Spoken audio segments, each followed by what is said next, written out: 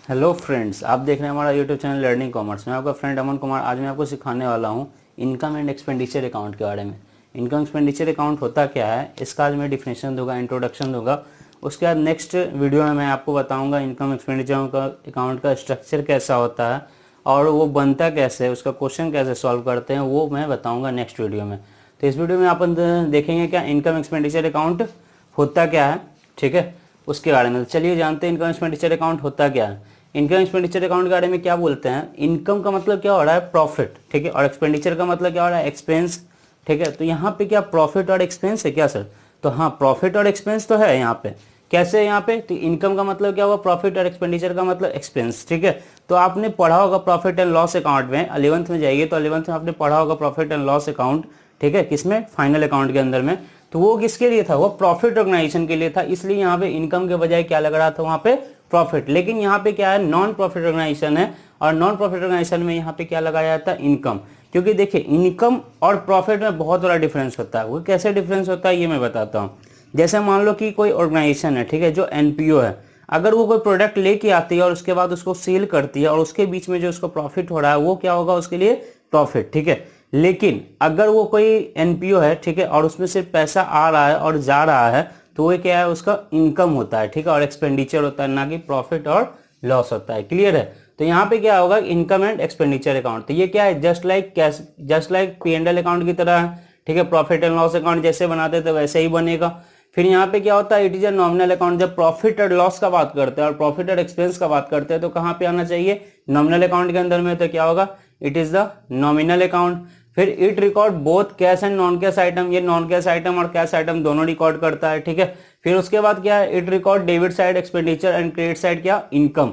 Debit side क्या आता है, एक्सपेंडिचर, और क्रेडिट साइड इनकम। तो ध्यान कीजिए, फाइनल अकाउंट पे जाइए और वहां पे भी क्या बताया गया था कि एक्सपेंडिचर किधर होता है या एक्सपेंस लॉस किधर होता है, डेबिट साइड में, और क्रेडिट साइड में क्या होता है, इनकम। तो ठीक उसी तरीके से यहाँ पे भी है, it record debit side expenditure and credit side income.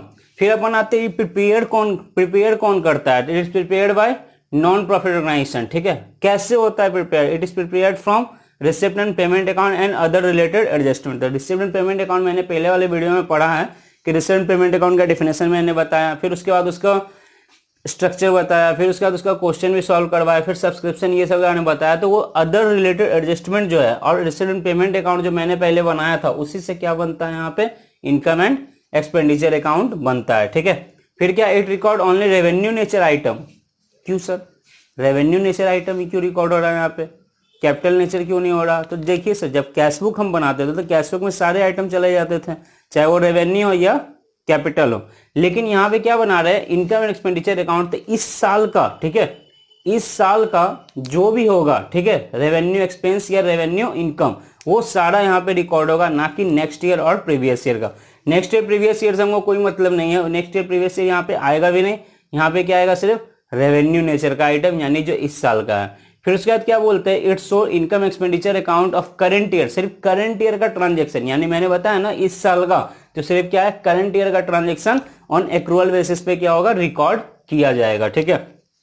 फिर क्या बोलता है last, the balance at the end of the year, ठीक है, बैलेंस जो बचेगा एंड ऑफ द ईयर में तो क्या होगा सर उसका, तो डेबिट साइड में अगर आता है तो क्या होगा, सरप्लस, और क्रेडिट साइड में आएगा तो क्या होगा, डेफिसिट, ठीक है। अगर इसको बोला जाए डेबिट बैलेंस में आएगा तो डेफिसिट और क्रेडिट बैलेंस में आएगा तो सरप्लस। तो सर वहां पे भी तो ऐसे ही करते थे, हाँ बिल्कुल वैसे ही करते थे। जब प्रॉफिट एंड लॉस अकाउंट बनाते थे तो वहां पे क्या होता था, इधर अपन डेबिट साइड में क्या लिखते थे, नेट प्रॉफिट, और क्रेडिट साइड में क्या आता था, नेट लॉस, ठीक है। तो ठीक वैसे ही तो हो रहा है ना, डेबिट साइड में क्या आ रहा है, सरप्लस, और क्रेडिट साइड में क्या, डेफिसिट। तो ये था आपका क्या, इनकम एक्सपेंडिचर अकाउंट का थोड़ा सा इंट्रोडक्शन। अब मैं इसे एक बार फिर से रिपीट कर रहा हूं, income expenditure account just like a P&L account, it's a nominal account, it record both cash and non cash item. Example क्या है इसका, डेप्रिसिएशन हो सकता है। It record debit side expenditure and credit side income. It is prepared from received payment account and other related adjustment. जो other related adjustment है जैसे subscription, entrance fee, ये सब जो आया था वो अदर रिलेटेड जो उससे रिलेटेड एडजस्टमेंट होगा, ठीक है, उससे प्रिपेयर किया जाता है क्या, इनकम एंड एक्सपेंडिचर अकाउंट, ठीक है। फिर it record only revenue nature item, यानी रेवेन्यू नेचर का ये आइटम सिर्फ जाएगा और करंट ईयर से सिर्फ जाएगा, ठीक है। फोन प्रिपेयर करता है भाई तो नॉन प्रॉफिट ऑर्गेनाइजेशन, इसका बैलेंस में क्या होता है, सरप्लस और डेफिसिट। तो ये था आपका इनकम एक्सपेंडिचर अकाउंट का वीडियो। नेक्स्ट वीडियो में आपको मैं बताऊंगा इसका स्ट्रक्चर, एक क्वेश्चन भी करके दिखाऊंगा आपको, ठीक है। तो चलते हैं, मिलते हैं नेक्स्ट वीडियो में। Keep on watching learning commerce. Thank you.